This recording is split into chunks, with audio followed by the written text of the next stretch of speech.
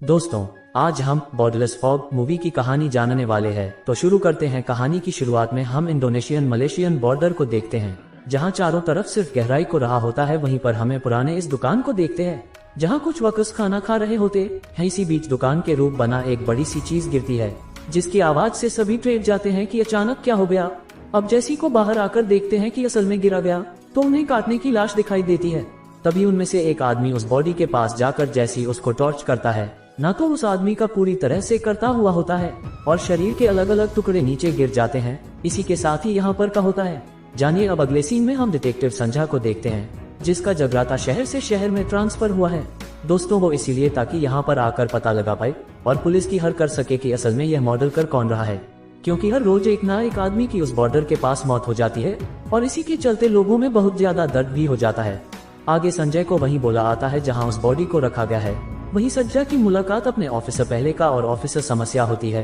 पहले का संजय को बताता है कि जो लाशों में मिला है उसका सर बॉडी से बिल्कुल अलग है, लेकिन इसमें सबसे ज्यादा हैरानी की बात तो यह है कि सर किसी और आदमिक है और बॉडी किसी और आदमी की, जहां से नाम के एक ऑफिसर का है, वहीं बॉडी जोगंग नाम के एक आदमी की है। दोस्तों की बात चली रही होती है कि इन्वेस्टिगेशन को कैसे किया जाए। उसी वक्त जुए के परिवार के कुछ लोग वहां पर आ जाते हैं, जो कि बॉडी को देखकर उसकी मां रोने लग जाती है, जो कि भाई पुलिस ऑफिसर पानिका से कहता है कि जिस सब तुम लोगों की वजह से हुआ है, अगर तुम सभी अपनी ड्यूटी सही से करते तो आज सब कुछ नहीं होता। काफी सुनाने के बाद दोस्तों के फैमिली वाले वहां से रोते हुए चले जाते हैं। अब अगले दिन संजय के साथ मटर के पास वाले एरिया में जाती है। वहीं के कुछ लोगों को थोड़ी का फोटो दिखाकर पूछताछ करने लगती है, पर काफी लोगों से मिलने के बाद भी उन्हें कुछ खास जानकारी नहीं मिल पाती। इसके चलते इनको बिना किसी किलो के ही फैक्ट्री वापस जाना पड़ता है। उसी रात दोस्तों हम एक आदमी को देखते हैं, जो कि थोड़ी के हेड कोच दफना रहा होता है, पर असल में ये कौन, चलिए देखते हैं। आगे अगले दिन संजय कान में कुछ खरीदना आई होती है और जैसे ही वह सामान लेकर वापस कार की तरफ जा रही थी, तभी उसको एक लेटर दिखाई देता है, क्योंकि मलेशियन पुलिस का है। वह इस लेटर को लेकर सीधे ऑफिसर पालिका के पास जाती है, उन्हें बता दे कि मुझे लेटर मिला है जो कि मलेशियन पुलिस ने भेजा था, वह भी 3 हफ्ते पहले, जिसमें लिखा है कि उन्हें अपने ऑफिसर थोड़ी का जाए अब तक उनके पास नहीं पहुंचा। तो ये सुनने के बाद पहले का संध्या से कहता है, हमें उनके अध्ययन प्रोटोकॉल को फॉलो करने की जरूरत नहीं है, और वैसे भी हमें यह नहीं पता कि लाइटर असल में सेलिब्रेशन पुलिस का है भी या नहीं, या किसी और ने भेजा है, कुछ नहीं कह सकते हैं। यहाँ देखते दोस्तों की पहले के इस केस को रफा दफा करने की पूरी कोशिश कर रहा होता है और सदस्य से कहता है कि तुम इस फालतू के अंतर पर ध्यान मत दो। अब आगे हम देखते हैं कि जू यंग के भाई कुछ पुलिस ऑफिसर्स पर हम करके उनको मारने की कोशिश करता है, ताकि वह अपने भाई की मौत का बदला ले पाए। उसे ये सब करने से रोकने के लिए संध्या और थॉमस उसे ढूंढने के लिए निकल जाते हैं। कुछ देर तक ढूंढने पर उनको एक जगह जो गवाही दिखाई देता है, दोनों को जैसे देखता है तो तुरंत भाग खड़ा होता है, जिस पर ये दोनों भी उसका पीछा करते हैं। बड़ी मुश्किल के बाद आखिरकार वह जो के भाई को पकड़ लेते हैं। उससे कहता है कि सुनो, अगर तुम ऐसा कुछ फिर से करोगे तो सोचो तुम्हें जेल में डालना होगा। वैसे भी ये सब कुछ करने से तुम्हारे भाई की आत्मा को शांति नहीं मिलेगी। हम जल्दी जो कि कातिल को पकड़ लेंगे, हम पर विश्वास करो तुम। इसके बाद उसको सजा थॉमस के साथ मिस्टर बुजुर्ग पास आती है, ताकि उन्हें थोड़ी और जो के बारे में कुछ पता चल पाए। मुझे कि दोस्तों खुद की एक छोटी सी दुकान होती है जिसमें खाने की चीजें बेचता है। अब जंग संजय को बताता है कि जॉइंट बहुत ही अच्छा आदमी था, वह अपने लोगों के साथ मिलकर पेट और पानी के लिए प्रोटेस्ट करता था, ताकि पेट कम से कम काटे जाएं और साथ ही पानी को भी कम से कम वेस्ट किया जाए। लेकिन दोस्तों इसी बीच संध्या की आंखों में दर्द होने लग जाता है। ये देखकर बुजुर्ग उसको चेयर में बिठाकर उसकी आंखों में आई ड्रॉप डालता है, और पर संध्या उसको जानकारी देने के लिए शुक्रिया कहा कि वहाँ से थॉमस के साथ अपनी फैक्ट्री चली आती है।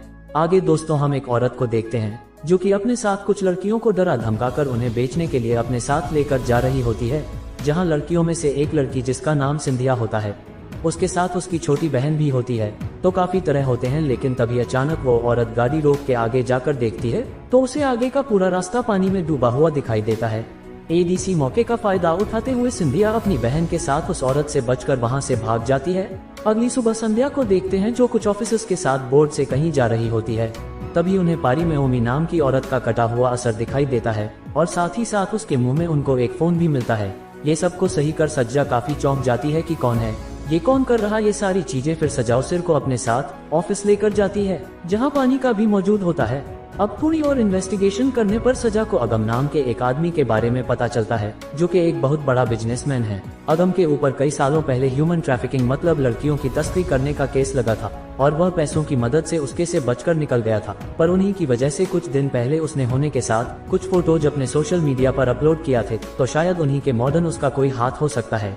ये सारी चीजें चैनलाइज करके दोस्तों सजा थॉमस के साथ उसकी फैक्ट्री जाती है और अगर को सीधे पकड़कर पुलिस स्टेशन कर आती है, जहां उससे पूछताछ करने पर भी संजय को कुछ खास जानकारी नहीं मिलती और फिर पहले का संध्या से को रिलीज कर देने के लिए कह देता है। ये बता दे कि अगर लेकिन औसत आदमी है और उसका मदद से कोई लेना देना नहीं, कोई खास पूरा होने की वजह से दोस्तों संध्या को अगम को छोड़ना ही पड़ता है। अब आगे हम संध्या के को देखते हैं। संध्या बताना दोस्तों आपको अपनी बहन के साथ भागी थी उस दिन और उसके घर किसी से बचकर जंगल में भाग रहे होते हैं। तभी एक आदमी पीछे तौर पर चाकू से हमला कर देता है और उन्हें बुरी तरह मार डालता है। अब याद में कौन है भाई, चलिए थोड़ा और वेट कीजिए। फिर दोस्तों पुलिस उनकी बॉडी को पोस्टमार्टम के लिए भेज देती है। आगे सभी गांव वाले एक साथ बैठकर सिंधिया के पिता के मॉडल के बारे में बात कर रहे होते हैं कि किसने को मारा, क्या दुश्मनी रही होगी वगैरह वगैरह। वहीं संजय को देखते हैं जो कि शिंदे के पापा की मौत से काफी दुखी होती है। तभी उसकी नजर एक बच्ची पर जाती है जिसके हाथ में एक रॉकेट। असल में दोस्तों ये लॉकेट तो विंग का होता है, क्योंकि हम साथ साथ विंग की फोटो में से लॉकेट देख सकते हैं। गोश्ती तुम्हें लॉकेट कहाँ से मिला, किसने दिया?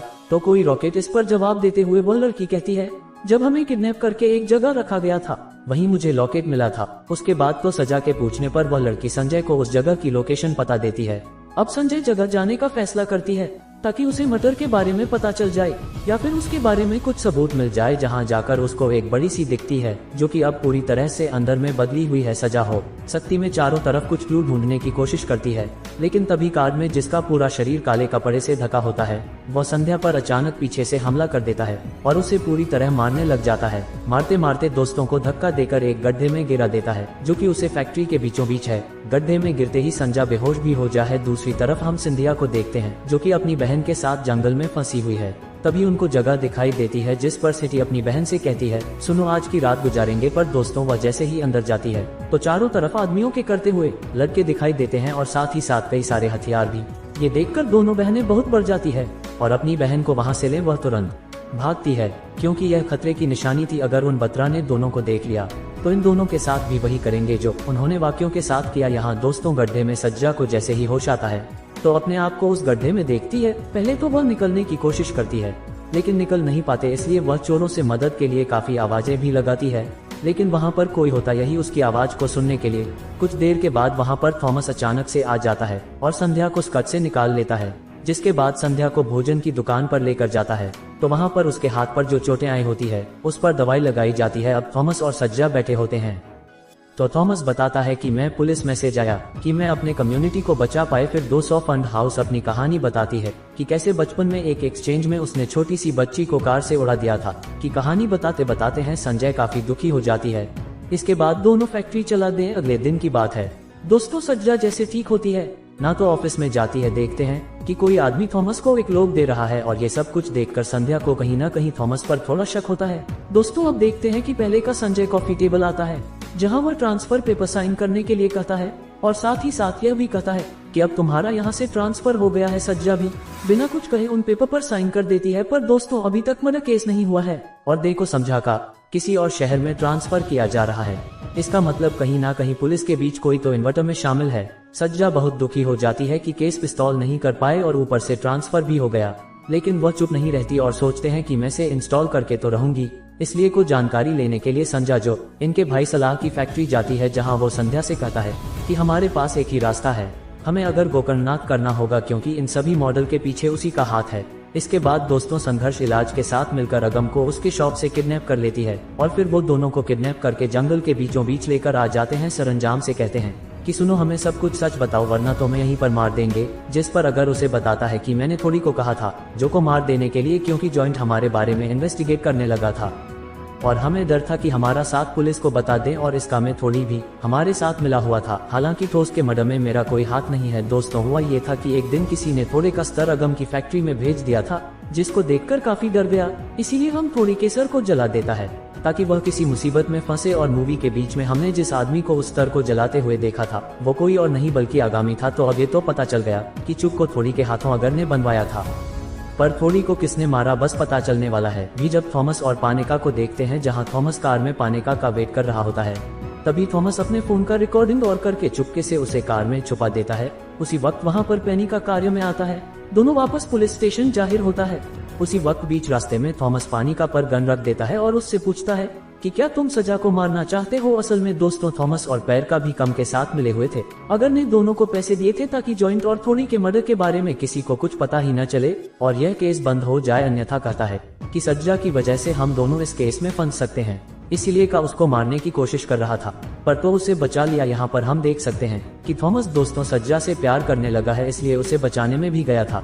थॉमस पालिका से कहता है मैं पुलिस को अब सच बता दूंगा, चाहे हम दोनों को जेल क्यों ना हो जाए, क्योंकि मैं नहीं चाहता कि कोई संजय कुमार या उसे हानि पहुंचाए। दोस्तों धीरे धीरे इन दोनों में हाथापाई होने लग जाती है और इतने में ही कार का एक्सीडेंट हो जाता है।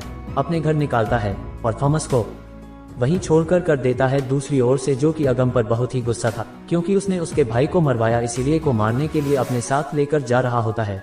तभी रहे बीच में ही पुलिस पकड़ लेती है और अगमकुआं को सीधे जेल में डाल देती है, क्योंकि उनके पास अगम के खिलाफ सबूत है कि वह ह्यूमन ट्रैफिकिंग का काम करता है। आगे हम सजा को देखते हैं, जो कि अभी भी पर शांत रहती है, क्योंकि अभी तो ये पता चला है कि अगर मैं जून को मरवाया था, बाकी जितने लोगों की मौत हुई उनके पीछे कौन है, ये सवाल अभी भी संध्या के दिमाग में चल रहा था। यही जाने के दोस्तों अगली सुबह संध्या उसे फैक्ट्री में वापस आती है, जहाँ उसकी नजर एक आदमी पर जाती है और वो आदमी कोई और नहीं गुजरना होता है। वहाँ संजय को बताता है कि थॉमस कमांडर पानी का नहीं किया। जहाँ दोस्तों हम थॉमस का सर वहाँ पर रखा हुआ देख सकते हैं। असल में पहले का थॉमस को मारकर उसके गले को एक चाकू की मदद से काट देता है और फिर पहले का थॉमस की बॉडी और सिर को याखंड में लेकर रख देता है। साथ ही साथ हम वहाँ उस छोटी सी बच्ची को भी देखते हैं जो कि जंगल में गुम हो गई थी। अब आगे भजन संध्या को बताता है कि मेरे बीच में गोली की आवाज सुनी, तब यहाँ पर आ गया और समय मैंने देखा कि पानी का थॉमस का सर काट रहा है। ये देखकर मैंने पालिका को पीछे से पकड़कर रस्सी से बांध दिया, लेकिन दोस्तों तभी वहाँ पर पहले कहा था और संज्ञा से कहता है ये पागल आदमी को कुमारतों की बातें मत सुनो। भुजन तो दोस्तों को बार बार कह रहा होता है कि असली किलर पानी का है और संध्या उसे कहती है नहीं, असली किलर तुम हो। वजन धीरे से दोस्तों अपना सिर हिलाते हुए कहता है और आगे को बताता है कि उसने जॉइंट थोड़े एक और उमा को मारा है, क्योंकि वह सभी छोटी उम्र के बच्चों को बेचने का काम करते थे और पुलिस को ये लगता था कि मौत के पीछे कोई युवक ट्रैफिकिंग वाले कहा था। भोजन के पास सीमेंट ट्रैफिकिंग को रोकने का दोस्तों यही एक रास्ता था, इसलिए भोजन को ये कदम उठाना पड़ा अपने कम्युनिटी को बचाने के लिए। तभी पहले का सदस्य से कहता है कि इस पागल को मार दो। संजय भोजन के ऊपर कर पॉइंट करके रखी होती है, पर को उसे शूट नहीं करती। उसी वक्त दोस्तों हम देखते हैं कि भोजन कुछ अजीब सा भी करने लगता है, जैसे कि उसमें कोई आत्मा गई और जब तक संज्ञाओं से शूट करती उससे पहले भोजन पानिका का सार तलवार से काट देता है और वहां से भाग खड़ा होता है। वह जंग ने पाने का कोई चीरे मारा, क्योंकि वह भी सीमेंट फिक्सिंग में शामिल था और अब संध्या उसके पीछे जाती है, जहां इतना कोहरा होता है कि संध्या उसको देख नहीं पाती और उसकी आवाज सुन पाती है और आखिर में संध्या उसके पीछे ना जाने का फैसला करती है, क्योंकि भोजन में जो भी क्या अपने कम्युनिटी को बचाने के लिए किया और वैसे भी उसने ह्यूमन ट्रैफिकिंग वालों को मारकर कुछ गलत नहीं किया था। इसके बाद उस बच्ची को अपने साथ शहर में लेकर आती है, जो कि काफी डरी हुई थी और उसके परिवार वालों को उनके हवाले कर देती है।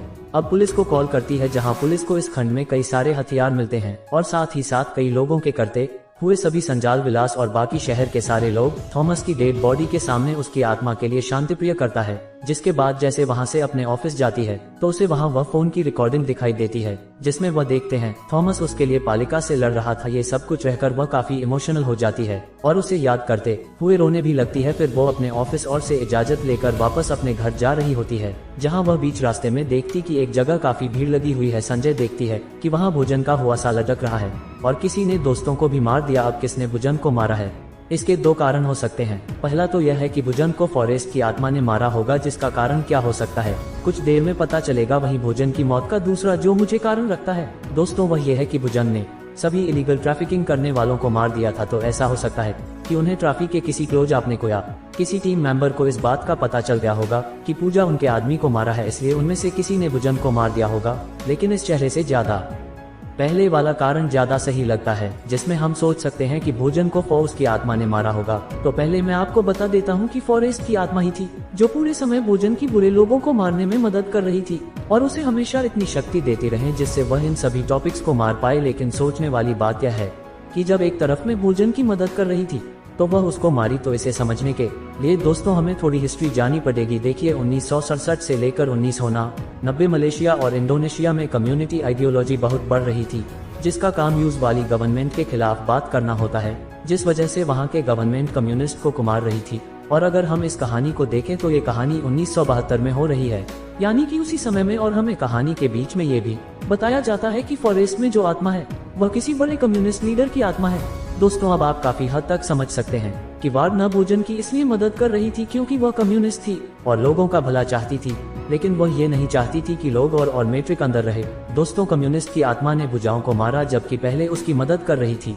तो इसका जवाब हमें मूवी एंडिंग से में दिखता है, जहाँ पर हम एक छोटे बच्चे के हाथ में एक मित्र दृश्यों को देखते हैं जो कि खून से लिथपथ है और उसे वो एक नदी में साफ कर रहा है। दोस्तों लेकिन सिंह का मतलब क्या है? अब इस सीन का मतलब है कि भोजन या बच्चा था, तब उसके मित्र के साथ इन्वॉल्वमेंट थी और वह मिलिट्री वालों की मदद क्या करता था, जो कि हमें में साफ साफ देख पा रहे दोस्तों, क्योंकि वो मिलिट्री वालों का शो साफ कर रहा है, जो कि तरफ से देखे तो ये लग रहा है कि उनकी मदद कर रहा है। इसी वजह से जब कम्युनिस्ट की आत्मा को ये बात पता चली तो वह उसी वक्त भुजाओं को मार देती है, क्योंकि कम्युनिस्ट आइडियोलॉजी लीडर के खिलाफ होती है। तो आखिर में पता चला गया है कि इन सभी मर्डर के पीछे कोई और नहीं बल्कि भोजन का हाथ था, जिसकी मदद वो आत्मा कर रही थी। इसी के साथ ये फिल्म यहाँ पर खत्म हो जाती है। तो दोस्तों आपको मूवी कैसी लगी कमेंट करके जरूर बताना, लाइक और सब्सक्राइब करना मत भूलना।